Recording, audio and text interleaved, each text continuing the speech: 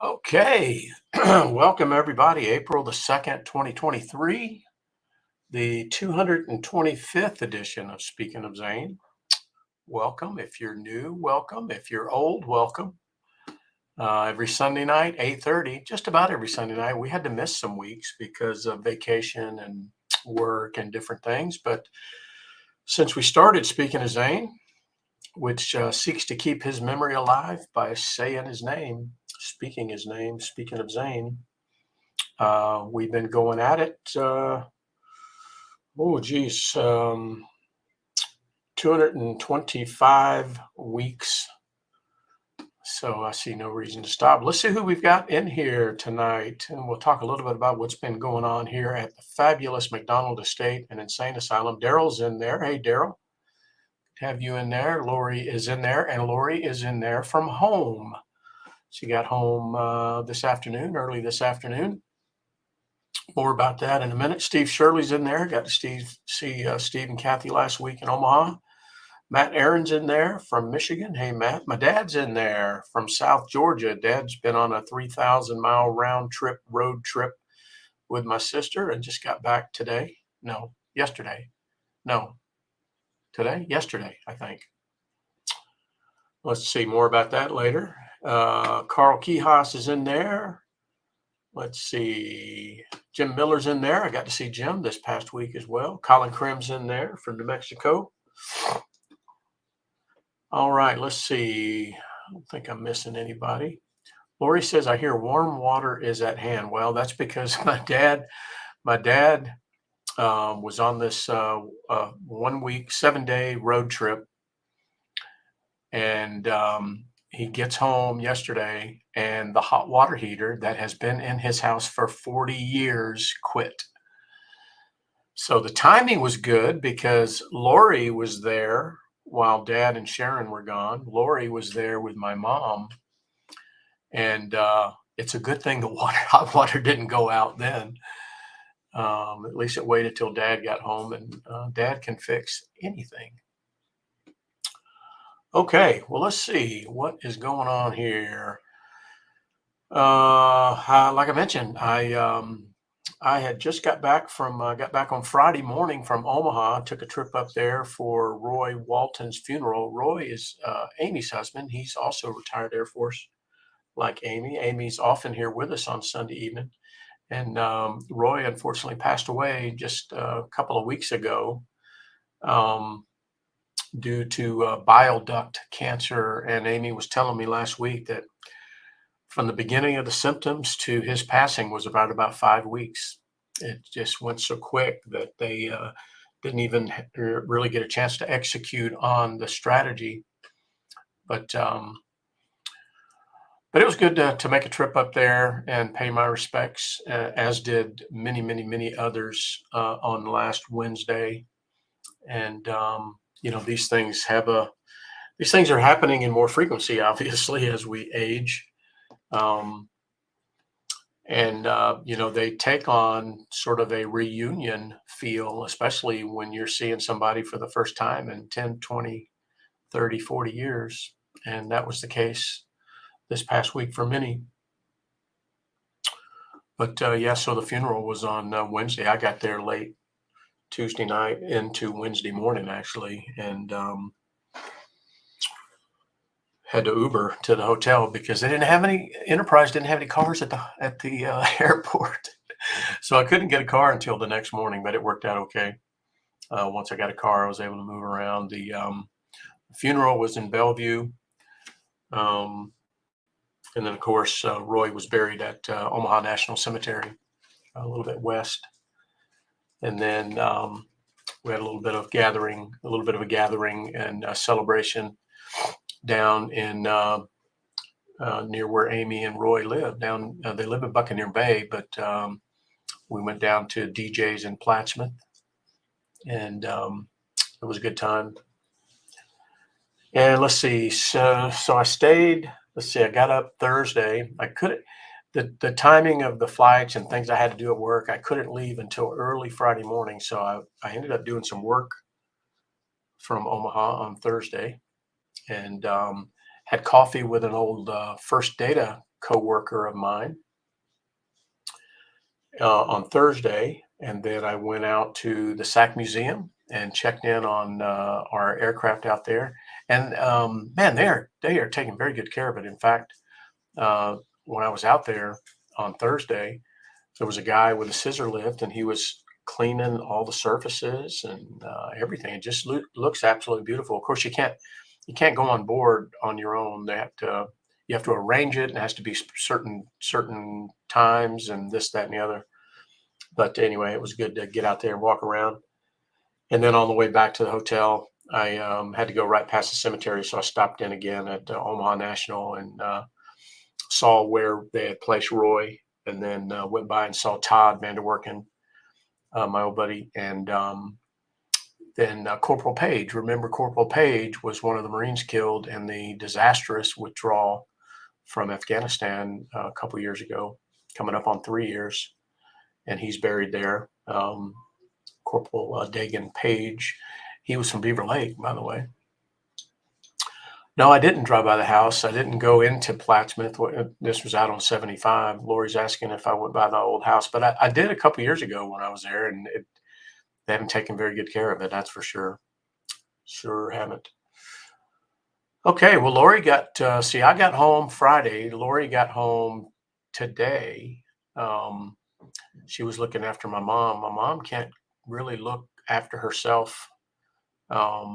And thank God for my dad and my sister. They do such a fantastic job, but they needed a break and planned a road trip. They went all the way out to San Antonio and back, and enjoyed following it. My sister chronicled the trip and posted a lot of pictures, and it was a lot of fun to watch. Looked like it was a lot of fun, and they got back, and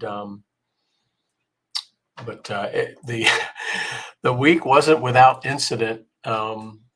It turns out that my mother took a fall, and she has in the past, but she took a fall, and Lori was the one there. And but I'll tell you what, if you were to ask me who would you want there if your mother had an emergency and your dad and your sister weren't there, well, it would be Lori. Even more so than me. I wouldn't know what to do. I wouldn't have known what to do. Lori knew exactly what to do, and she did. And my mom ended up being in the hospital for a couple of days. And anyway, Lori was very, as she always is, very persistent with the medical staff, let's say. I think my mom is still alive because of Lori. Honestly, the way that she described some of the goings on there, but. Anyway, so I know my mom, as much as she loves Lori, I'm sure she was glad to see my dad, and he's sort of that anchor for her.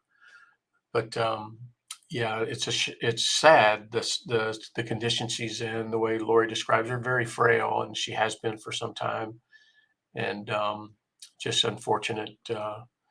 There, but mom and or my dad and my sister do such a phenomenal job, and Lori did a phenomenal job looking after her for the week.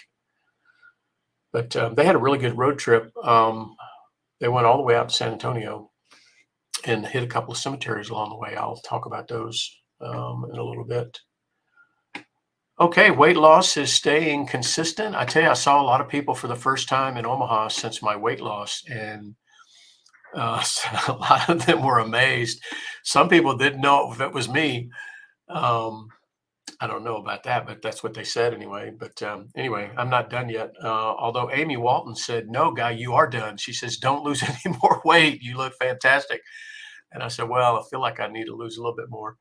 But we started a new challenge at work, and I've spun up a little group of folks at work, and we're going to challenge each other and encourage each other over the next starting yesterday until June. So we'll see how that goes. It'll keep me honest and keep me at least stable at my current, which will be good. All right, well, we had some birthdays come and go. Let's see. Our oldest grandson, the little fellow that made us grandparents, Colton, Zane's oldest son. I think I mentioned this last week. He turned 11 during the week, and my cousin Kathy turned. I won't say. I almost said Kathy, but my cousin Kathy had a birthday. She's a few years younger than me. Um, and then today is our youngest son, Jackson, the Air Force vet. It's his 26th birthday, and his wife, Caitlin, it's her 25th birthday. They share a birthday. How about that? They're just a year apart. What are the odds of finding the person that you will marry and you shared a birthday? That's incredible. So it's their birthday today. So they're out and about today, and we've got the little girl, Carson, who I just put down. And believe it or not, Lori, she went right down. She's not crying, screaming, fussing, screaming that she's about to die of thirst. None of that. So we'll see. Now she is in bed about an hour and a half later than usual. So maybe she was tired. All right. Let's see who's else. I think I'm missing a birthday or two in there somewhere, but I know there was a little bit of a flurry of birthdays there. Okay, Lori says, okay, so if she went to bed without a fuss, then she gets ice cream tomorrow. Okay, that's fair. Okay, well, let's see. Hat of the week, hat of the week, hat of the week. How about baseball for all you baseball fans? I get excited every year when baseball comes around, and I am again this year, in spite of them tuning and tweaking and messing and prodding and prying with baseball, America's sport, over 100 and some years old, and they feel like they have to mess with it. Don't mess with it. Why they have to make the bases bigger? I still haven't heard. I still haven't heard a reason. I don't know, what is it supposed to do. Everybody's so concerned about speeding the game up, and everybody wants to satisfy or placate people that don't really like the game in the first place. What about us that love the game? Okay, soapbox. I'm off my soapbox. Rant gone. Rant over. Okay. Anyway, Braves had a couple of, Braves had their opener up in Washington and won, and then they won again yesterday, and then they lost today, unfortunately. So Braves are 2-1. Carl and Peggy were at the Royals opening day. The Braves open at home on Thursday. I won't be there. I got work, but the Braves open at home on Thursday. All right. Let's see. Yeah, Toby. There's my Mary. Hey, Mary. Yeah, Toby drove all the way up to DC for the game. I've been to that ballpark one time, enjoyed it. Okay, let's see. All right. Well, this week in military history, I only have a couple of items. This one is Ken. Ken posted this one because he kind of lives in that part of Florida. But on March 31st, 1972, a B-52D Stratofortress bomber was stationed there at McCoy Air Force Base, which is now Orlando International Airport.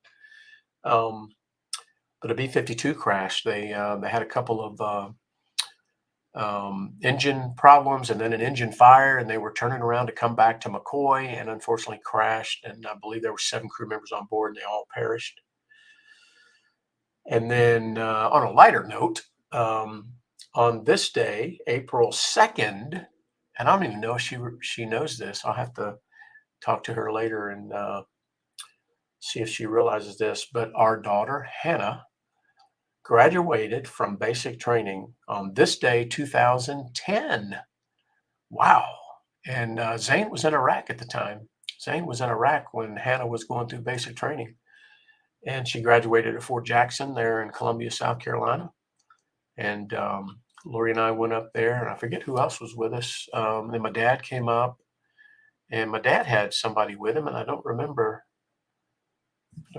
who. Dad, who did you bring with you? Sharon or somebody? I don't remember. But anyway, so that's 13 years ago. Hannah graduated from basic training. How about that? That was fun. That was good. It was during, really during things were heavy in Iraq, and they were trying to fill the ranks, and they had sort of softened some of the, gates of entry. And I remember, I'll never forget this, that when they formed up on the parade ground, one of the commanders or somebody stated that they had among the graduating class was young men and women between the age of 17 and 42. That's a pretty wide range and very interesting. And I know that happens with the time.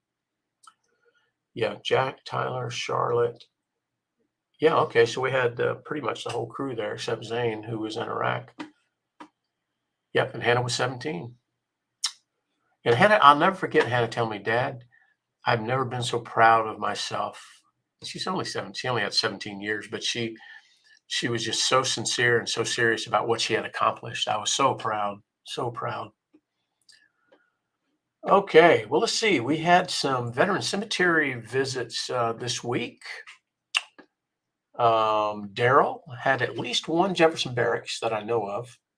He had an old Alexandria Methodist church where he visited family members, and Calvary Cemetery. Daryl, did I get all those right? JBNC, Old Alexandria Methodist, and Calvary. And then Dad had 2 additional. We called out Dad's 2 last week. Dad had, let's see if I can find it here. On his road trip, Dad had Mobile National Cemetery, Biloxi National Cemetery, Mobile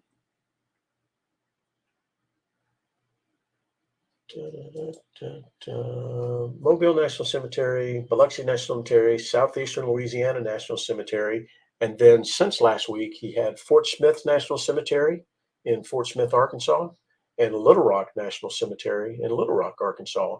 And I'll have to look at the map, but I think those 2 may be 2 new ones for us because I've not visited those. And I don't think that anyone else has. So I'm going to have to look at the map. I might be adding those as new ones. So Dad had those 2. Jim Miller was at Omaha National with us on Wednesday. I was at Omaha National Wednesday. I went back again on Thursday. And then I went to Georgia National yesterday, where I did my daily walk and hung out with Zane a little bit. It was windy as all get out, but it was 80 degrees, 82 degrees, but the wind was incredible. And then, of course, Amy was at Omaha National Cemetery, unfortunately burying her husband, Roy. And then we also had Roy Cupper. Roy Cupper joins us here on Speaking of Zane on occasion. He's from Las Vegas. And he made the trip out there, and he was with us at Omaha National as well. So if I add up, and then Steve and Kathy were at Omaha National, of course, as well. So Steve, that's 1, 2, 3, 4, 5, 6, 7, 8, 9, 10, 11, 12. So I've got 12 visits this week. 12 visits. That makes 779 total visits and 173 different locations. And there's Sergeant Travis Loest, United States Army retired. How you doing, pal? Was Zane's platoon sergeant, Fort Stewart, and in Iraq. Hope things are well down there in Texas. So 779 visits to 173 different locations. How about that? Keep adding them up. Not, isn't that the truth? Isn't that the truth? Okay, well, how about some Thank a Vet challenges? I know we had several here this last week. Daryl had a nice interaction with a Navy vet this week that he posted, Speaking of Zane, Facebook group. And then so did Ken. Ken had a real interesting, with a photographic evidence of his thank you. He thanked a Desert Storm Air Force veteran. And this guy was pretty proud of what he did in the Air Force. He had a nice decal, what do you call that, wrap on his car. And it said Warthog driver. So the guy was an A-10 pilot. And Operation Desert Storm. How about that? That was a good one, Ken. I don't think Ken's in here tonight. I didn't see Ken chime in, but that was very good photographic evidence of his thank you there. And then I had an Air Force thank you at the store. And Dad had out in San Antonio. Dad said he had a Navy corpsman, a Marine. I think both of them were Vietnam vets. I don't remember. Can't remember. And then he thanked an active duty soldier and an Army Reserve soldier who were a husband and wife pair. So that was 4 for Dad. And then Carl, I got you down. You said several Kansas City, Missouri police officers at the ball game. So I'm going to say when I hear several, I think 3. So that's what I used for a figure. So it looks like we had about 10 thank yous this week. So you know what 10 took us through? 10 took us to the magic number 2,000. 2,000. 2,000. So we are officially at 2,000 thank yous. So that means that over the last few years, 2,000 people have heard from at least somebody. Thank you. Appreciate you. And that is a good thing in my book. So on to 3,000. Lori is in the process of updating our, let me rotate our thank you sign there. You see the thank you sign Lori had made? It said 1,000 thank yous. We're ready to change that to 2,000. See, I got a new camera here and haven't quite figured out. There we go. Okay. So good job on the thank yous. If you ever wonder if a difference by thanking somebody, I would say it is possible to make a difference by just telling somebody thank you. Think about what that might do to somebody during their day if they're having a bad day, and for somebody to acknowledge their service and appreciate them is fantastic. So you guys have done a great job there. Okay, well, organizations, what do we got going on? We track a lot of organizations we're involved and related to and are aware of a number of different organizations. All of you are, and we kind of chronicle anything that's going on with them. The only sort of activity at the moment that I'm aware of is the Running to Honor. We got a race coming up, a 5K coming up in July, Running to Honor 5K. If you want to get involved in that, let me know. Some of you already are signed up for the Speaking of Zane team. You can do it from anywhere. And then My Warrior's Place, we talked about this already a couple of times, but it's official. The property in Punta Gorda has been purchased. And so now I guess Kelly and crew will be busy trying to figure out how does this whole thing happen. I don't know what they're going to be moving, what's going to be going with them.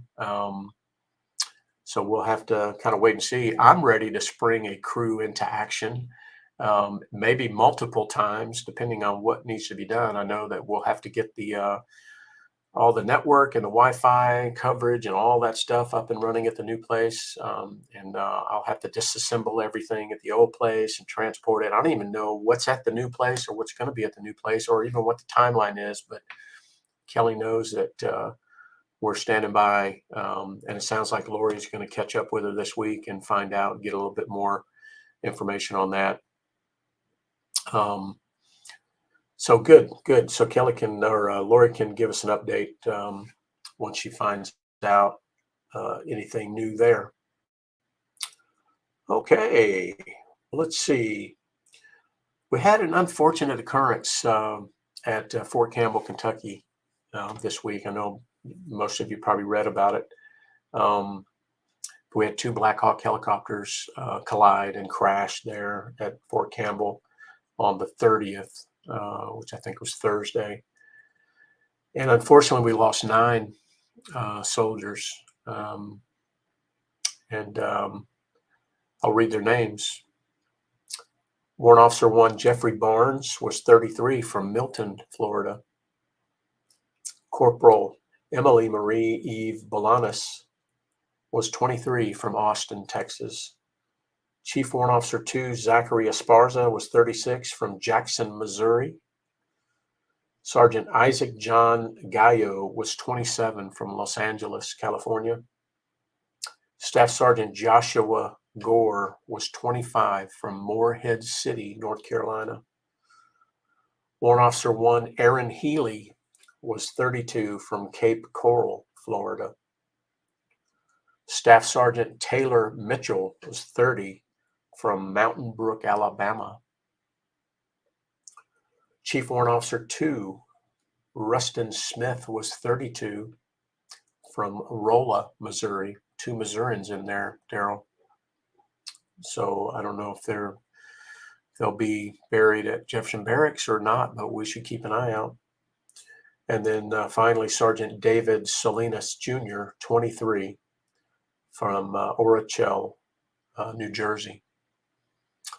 So I just can't imagine what their families are going through right now. But we always say combat is by definition dangerous, but so is training for it. When you train like you fight, it becomes a hazardous proposition, and that's the situation that befell these 2 helicopters. So sad to report these things, but their names deserve to be spoken. They deserve to be acknowledged for their service, and guarantee they won't be forgotten. Okay, well, that brings us to the end of Speaking of Zane. Looking for any other comments in the chat here. Let's see what we got going on. I'm back to a normal week at work, believe it or not, after 9 abnormal weeks. I'm back to a normal week at work, and I think I'm going to be at home, working at home until the first week of May when I have to go to Dallas for a few days. But you never know, something could crop up, but I'm looking forward to get back into my little home routine, which is very productive, by the way, because, to spend time in airports and stuff. But excited to be back in the groove. Got a lot of exciting things going on at work, and a lot of new developments, a lot of new things to incorporate and kick off in my work. And then, of course, we have May coming up. The end of May, of course, is Memorial Day, so I'm planning some activities with my colleagues at work, and we're going to make a little bit more at work. We're going to make a little bit more about Memorial Day than we have in the past. We're going to bring faces to it, and I'm hoping Kelly could be one of those. And I'm planning to ask the father of Corporal Page, who I know, and a couple of others who have lost colleagues in combat or family members. So I'll let you guys know how that goes. I'm excited about sharing with the regular population of our company really the cost and the sacrifice that goes along when we come to Memorial Day, what we're really acknowledging, and really personalize it this year. I'll let you guys know how that goes. Okay, folks. Well, let's see. Have a great week. If you see a veteran or a service member or a first responder, tell them thank you. Acknowledge their service. We're not hunting veterans, but if you come across one, strike up a conversation. You never know what you might have in common, for sure. But we'll look forward to seeing everybody next Sunday night for what will be the 200 and I think 56th. If I can get my 226th edition of Speaking of Zane. So we'll look forward to seeing you all then next week, right here at 8:30 Sunday night, and every Sunday night for Speaking of Zane. We'll see you later.